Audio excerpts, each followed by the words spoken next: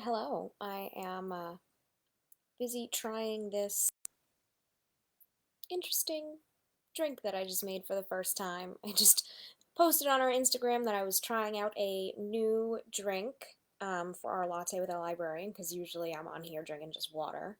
Of course, I have water, but figured I would make a drink. It's supposed to be a healthy antioxidant hot cocoa, but it tastes like a gingerbread cookie. It does not taste like chocolate at all. I could probably use some more sweetener and some more chocolate. Anyway, um, it's still a little too hot. But so what it is, it's just milk of choice. I used hemp milk today. Um, Cinnamon, ginger, turmeric, a little bit of pepper because you need the components of pepper to bring out the curcumin and turmeric, which is what has all of the health benefits. I don't know. Apparently, they work together. Um, a dash of salt for flavor, a little bit of nutmeg, some honey, and raw cacao powder. Um, it tastes like a gingerbread cookie. Not even a ginger. It tastes like a ginger snap. It tastes like a ginger snap because it just has a lot of those warm, earthy spices in it, and it doesn't taste like hot chocolate. But I'm not mad at it. I'm not mad. This is, yeah, I wouldn't call this hot chocolate. I would call this a gingerbread snap. Unexpected, but pretty good. It's still pretty hot though.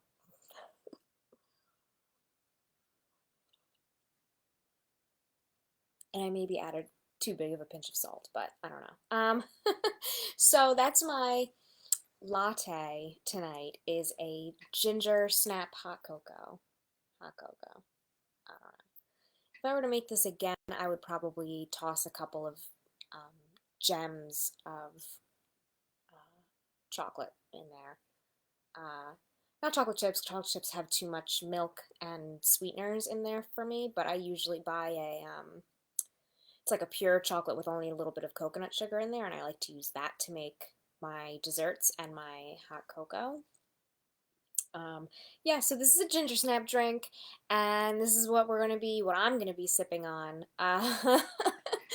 for today's latte with a librarian. As you can see behind me, there it is. I'm still reading Lori Gottlieb's Maybe You Should Talk to Someone. Um, I'm really intrigued by this. It really does taste like a ginger snap. Wow. It reminds me of the ginger snaps that used to be in the pantry cabinet at my grandma's house. You know, when you go to open that tin, the butter cookie tin that never has butter cookies in it, and you expect butter cookies or chocolate chip cookies or what else would grandma have for you because you go there almost every weekend? Ginger snaps. Grandma put ginger snaps in there. And I ate them anyway because I like cookies. So that's what it reminds me of. It reminds me of going into the pantry in that house and eating those ginger snap cookies. I haven't gotten too far into maybe you should talk to someone. I've been listening to podcasts and a lot of music in the past week because it's been quite nice for the most part. So I've been having my windows open in my apartment and I've just been listening to music. I feel as if windows are open, music is on, is kind of a spring mood for me. Um, but I'm going to do a little bit more reading tonight. I've also been reading cookbooks again. Um, just pouring through them because that's become a new hobby for me. Um, One of them, I think I'm going to cook from next week. There's no book cooks this week. It's kind of a light week as we transition into our spring programming. I hope everybody got their pink spring newsletter. It covers April, May, and June. If you didn't, wait another day or so. I think they just went out yesterday. Um, And if not, we have plenty of extras at the library. We'll start putting them out on the curbside table, or you can ask for it when you pick up a book or a DVD or what have you. Um, and a lot of the updates are on our website right now.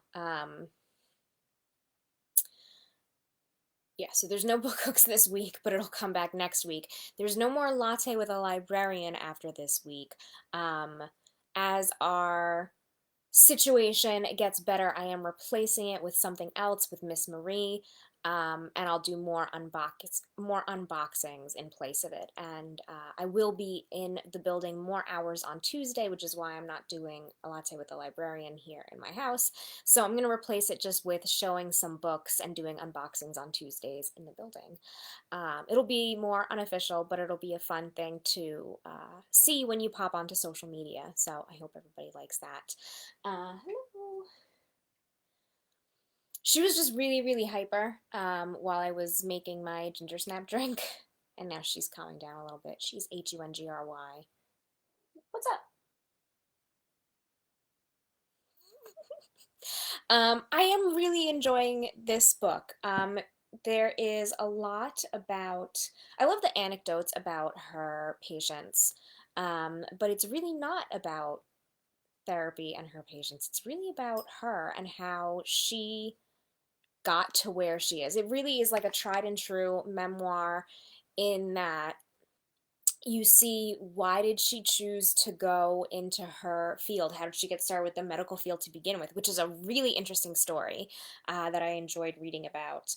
And why is that on the floor? Were you jumping on the table?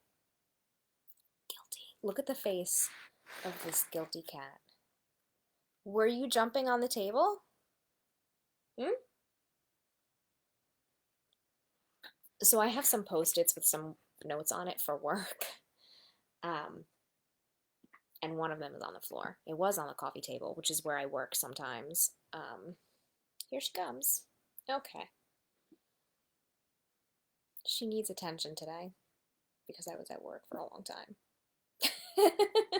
um, and yeah, I really like the story of how she decided to get into the medical field, which was a totally non-traditional route. Um, and I like hearing about how she processes her own life, and a part of the story is about how she goes to therapy. And I mentioned last week, it talks, she does talk about how your therapist does have a therapist, and it's something that you have to do when you're interning and getting ready to be a therapist. Um, but it's also something that they do just because you have to. You have to be mindful of your emotions and your feelings and how heavy of a job it is. But then she actually is going to therapy for an issue that she's having emotionally. And it's so funny to see her thought process where she's like, why is my therapist talking to me like this or doing this? And she goes, oh yeah, I'd probably do the same thing. um, and it's so interesting to hear her thought process of her life on the page. And I'm sure she figured this all out before she wrote the book. Otherwise, she wouldn't have come up with the idea to write this all down in this memoir. But it sometimes seems a little bit while you're reading as if she's rediscovering this thought process. And that's a nice thing. And I think it also reminds me of why we journal, why and especially why I think our bullet journals last year were so popular, because even if we think we've already talked about things and figured things out with a friend or a therapist or your neighbor or coworker or whatever, sometimes you still have to ruminate a little bit and put those thoughts into more words again. And so, okay, you're gonna go sit over there. Okay, she's gonna go sit in her spot. So I like seeing her thought process. So I am enjoying this book. I can see why it's been popular. Um, this ginger snap, this ginger snap drink is really good. I don't know if it's really good or really interesting. It could be both. I don't know. Mm. It's forming a little skin on top because I cooked it on the stove. Anyway, um, so yes, that's really interesting. I'm enjoying it. I have this week's new releases for you, also. Okay, she's gonna be very indecent and take a bath on camera. Anyway, Um, yeah, but there's lots of fun stuff coming up, by the way. I'm jumping all around because it's been a busy day. Um, I already filmed our April craft video today, and there are so many people signed up for it, and I have tons and tons of supplies, so I'm really excited about that. It was a fun one. It was a really quick and easy one, but just a satisfying one. So um, I'll post a picture of that and the sign-ups later this week as well. This week's new releases. Let me see the ones that I have on here and the ones that I have on Libby. There is one that is on Hoopla. It's not on Libby, it's on Hoopla, so I'll do that one first. Oh, and it does have a description. I had it up here because, oh no, I had it on Goodreads because it didn't have a description on our book distributor where we purchase books from. But anyway, it's available as an audiobook and an ebook on Hoopla, which means no waiting. And this one does have quite a bit of buzz. I've seen this one come through in several publisher alert emails over the last few weeks. This is by Caitlin Greenidge, and this is Liberty.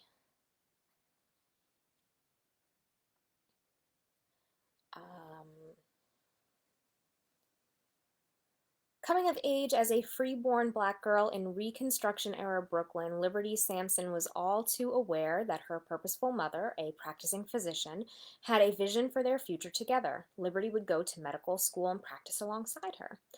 But Liberty, drawn more to music than science, feels stifled by her mother's choices and is hungry for something else. Is there really only one way to have an autonomous life? And she is constantly reminded that, unlike her mother who can pass, Liberty has skin that is too dark. When a young man from Haiti proposes to Liberty and promises she will be his equal on the island, she accepts, only to discover that she is still subordinate to him and all men.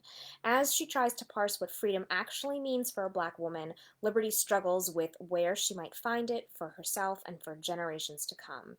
Inspired by the life of one of the first black female doctors in the United States and rich with historical detail, Caitlin Greenidge's new novel resonates in our times.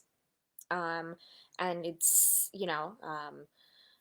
buzz book this and, anticipated book by this list and this list and this list, and basically hotly anticipated all across the internet, apparently. So again, that's Liberty. I think that was the one that was on here. Let's see. Come on, go back.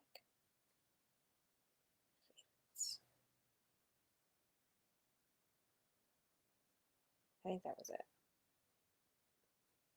For ones that you can't get on Libby, but you can get on Hoopla.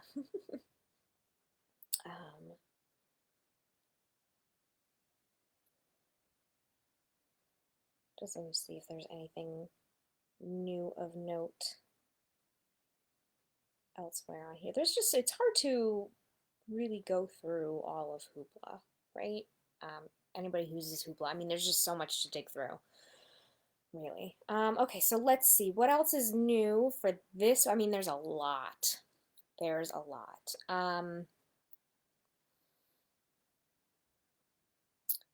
The poem that Amanda Gorman wrote and beautifully recited and read for the inauguration, The Hill We Climb, is now available. On January 20th, 2021, Amanda Gorman became the sixth and youngest poet to deliver a poetry reading at a presidential inauguration. Her poem, The Hill We Climb, can now be cherished in the special gift edition, including an enduring foreword by Oprah. Also available. Oh, does she read it? I mean, of course she should. Yes. Oh, she does read it. So it's available as an audio too here. I'm sure you've seen the video, or maybe you watched it live when she did it at the inauguration. But the poet's words are so beautiful in their own voice. And of course, everybody can interpret it differently, and that's a beautiful thing about poetry. But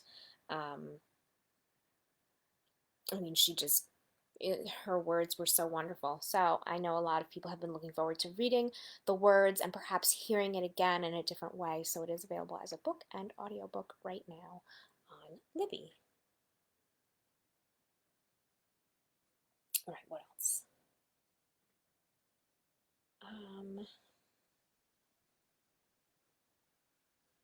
We are just here on the tail end of Women's History Month, but it should continue always. This is actually one of the next books on my reading list. It kind of reminds me of the book that I read at this time last year, The Queens of Animation, which is about all of the Disney female artists,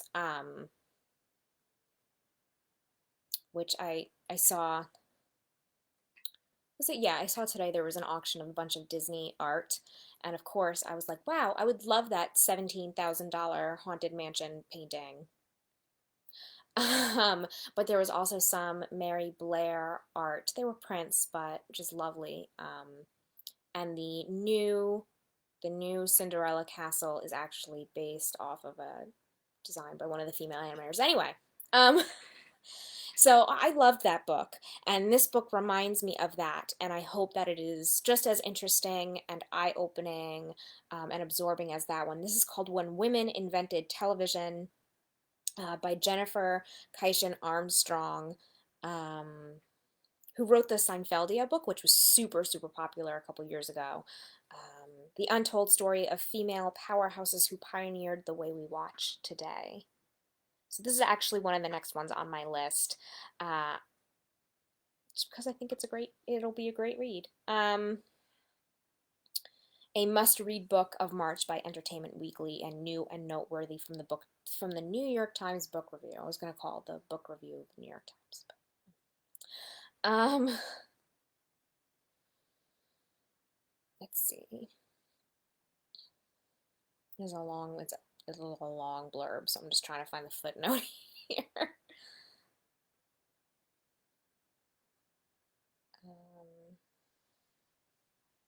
This is a very long blurb. It was the golden age of radio, and powerful men were making millions in advertising dollars, reaching thousands of listeners every day. When television arrived, few radio moguls were interested in the upstart industry. Imagine that. And it's like the biggest thing now. And it's tiny production budgets. And expensive television sets were out of reach for most families.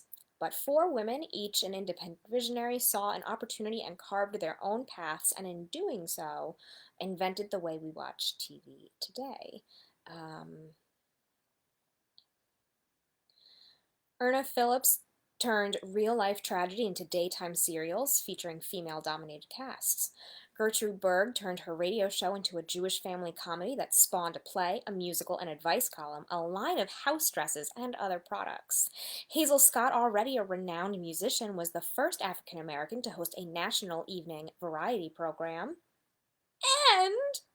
And Betty White became a daytime talk show fan favorite and one of the first women to produce, write, and star in her own show. We love Betty White. Together, their stories chronicle a forgotten chapter in the history of television and popular culture. But as the medium became more popular and lucrative in the wake of World War II, the House Un-American Activities Committee arose to threaten entertainers, blacklisting many as communist sympathizers. As politics, sexism, racism, anti-Semitism, and money collided, the women who invented television found themselves fighting from the margins as men took control. But these women were true survivors who never gave up, and thus their legacies remain with us in our television-dominated era. It's time we reclaimed their forgotten histories and the work they did to pioneer the medium that now rules our lives. I'm really excited. It's not an audiobook.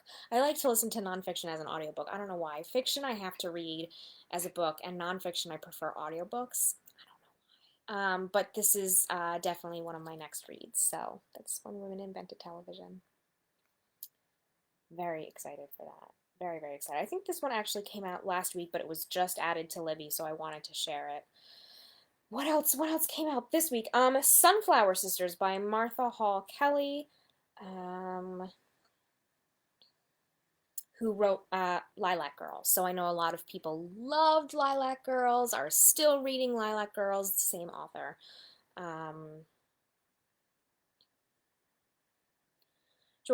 Georgie, Woolsey, isn't meant for the world of lavish parties and the demure attitudes of women of her stature. Sorry, here's the cover.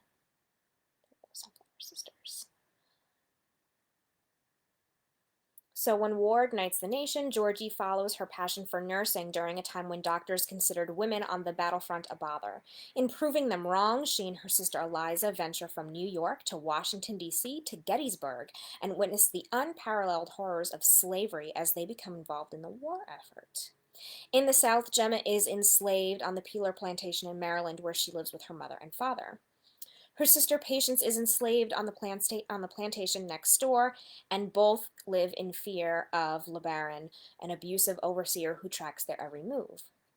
When Gemma is sold by the cruel plantation mistress Anne May, at the same time the Union Army comes through, she sees a chance to finally escape, but only by abandoning the family she loves.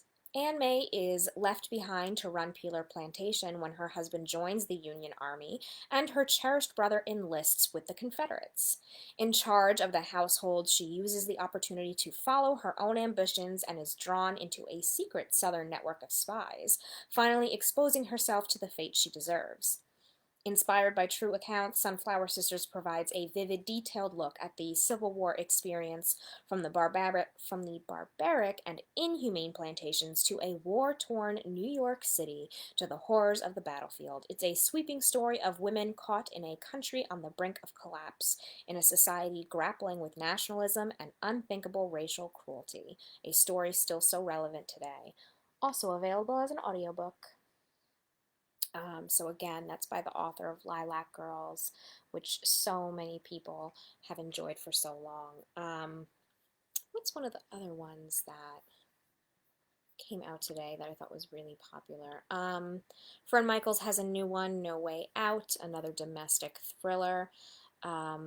A brand new novel that blends her rich, character-driven storytelling with a hint of suspense as a reclusive young woman struggles to piece her life back together. A woman who remembers something, a woman who barely remembers the incident that puts her into a coma. When she awoke filled with unease, all she knew for certain was that her boyfriend Rick was missing.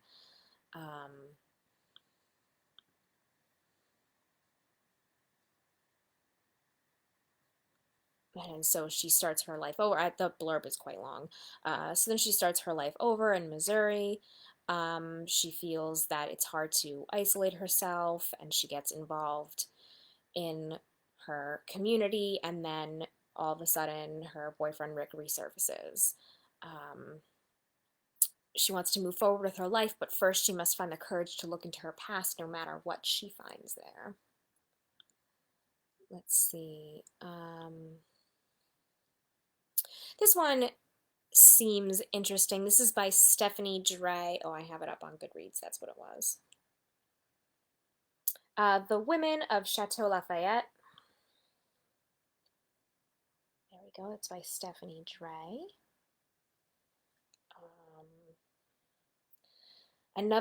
Look at this list. Named one of 2021's most anticipated historical novels by Oprah Magazine, Pop Sugar, She Reads, Parade, and more. What else has this author written? America's First Daughter, My Dear Hamilton, same author. It's like I knew that name, which are best-selling titles. Based on the true story of an extraordinary castle in the heart of France and the remarkable women bound by its legacy. Most castles are protected by men, this one by women. A founding mother, 1774, gently bred noblewoman Adrienne Lafayette becomes her husband, the Marquis de Lafayette's political partner in the fight for American independence.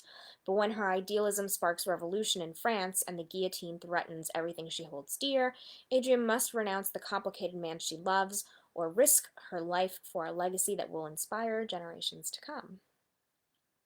A daring visionary. 1914, glittering New York socialite Beatrice Chandler is a force of nature, daunted by nothing, not her humble beginnings, her crumbling marriage, or the outbreak of war. But after witnessing the devastation in France firsthand, Beatrice takes on the challenge of a lifetime, convincing America to fight for what's right. A Reluctant Resister, 1940. French schoolteacher and aspiring artist Martha Simone has an orphaned self-reliance and wants nothing to do with war. But as the realities of Nazi occupation transform her life in the isolated castle where she came of age, she makes a discovery that calls into question who she is, and more importantly, who she is willing to become. Intricately woven and powerfully told, The Women of Chateau Lafayette is a sweeping novel about duty and hope, love and courage, and the strength we take from those who came before us. It's got a 4.4 rating on Goodreads. Unforgettable, says this one. A masterpiece of historical fiction. Oh, there are 25,000 ratings. That's good. That's good.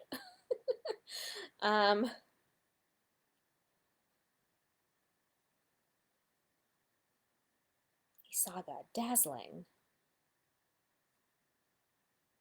I was thrilled. So, that's The Women of Chateau Lafayette by Stephanie Dre. Okay. We just unboxed this one today. It came in a little late. There are actually a couple of books that came out today that are still on back order for us for whatever reason. So, we're waiting. We're unboxing as fast as we can. And then I think this is the last one that I want to share. I mean, there are always so many. This is Elizabeth and Margaret, perfect for fans of The Crown. Elizabeth and Margaret, The Intimate World of the Windsor Sisters by Andrew Morton. The New York Times #1 best-selling author of Diana, Her True Story. They were the... Oh, here it is. Sorry. I think I keep forgetting to do that, so you can see. Because we love covers. We love judging books by their covers, and we remember them better, right? I'm sure you've all heard the familiar trope of person walks into library and says, I can't remember the name of the book or the author, but the cover was blue.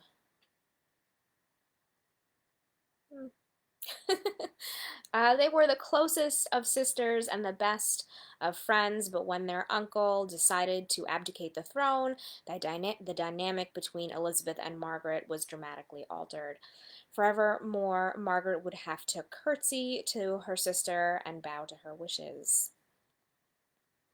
Elizabeth would always look upon her younger sister's antics with a kind of stoical amusement, but Margaret's struggle to find a place and position inside the royal system and her fraught relationship with its expectations was often a source of tension. Famously, the Queen had to inform Margaret that the church and government would not countenance her marrying a divorcee, forcing Margaret to choose between her keeping her title and royal allowances or her divorcee lover. From the idyll of their cloistered early life through the hidden wartime lives into the divergent paths they took following their father's death and Elizabeth's ascension to the throne, this book explores their relationship over the years. A unique insight into these two drastically different sisters, one resigned to duty and responsibility, the other resistant to it, and the lasting impact they have had on the crown, the royal family, and the ways it adapted to the changing mores of the 20th century. So I know that the royals have been the buzz lately, between the show and the news, and everybody's always obsessed with royals, right? Not me, but lots of people are. So that's Elizabeth and Margaret. I think those are all of the ones that I wanted to share with everybody this week. As usual, if you're looking for these books or any other books, let us know. You can come for curbside pickup. We do have some browsing appointments throughout the day, so you can call and make an appointment. So you can browse our beautiful new section on your own. Of course, as always, we have plenty of displays up and around the library if you're not sure what you would like to read. And of course, we're always happy to give suggestions. So I'm going to finish this book this week, I hope. I'll do some more reading. I'll be back with book hooks next week, and I will see everybody around on Facebook and Instagram with some unboxings, and I'll be sharing new books in different ways. But I guess this is the last Latte with a Librarian for now, at least. So, yeah, thanks for always sharing what you're reading and enjoying with me. I'll see you on all of our other programs. All right, everyone.